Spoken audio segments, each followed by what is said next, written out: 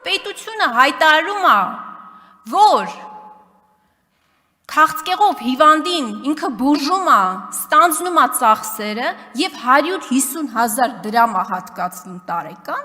նորից եմ ասում, դա ցավազրկողի գումար անգամ չի կարող լինել։ Ես մի հռետորաբանական հարցադրում եմ արել առողջապահության նախարարությանը, թե ինչ պետք է անի մարդը, եթե այդ հատկացված 150,000 դրամը սպառվել է, բայց ինքը բնականաբար դեռևս բուժման կուրս ունի անցնելու։ Ես ուզում եմ ընթերցել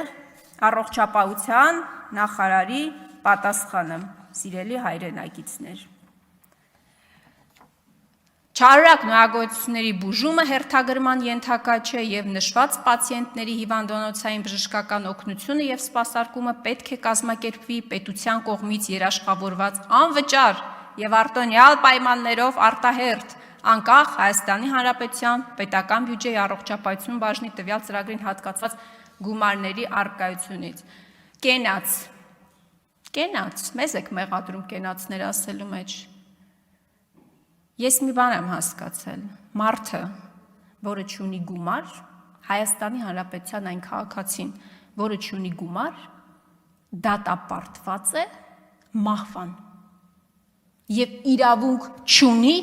հիվանդանալու և հիվանդանոց ընկնելու, չունի իրավունքը դրա,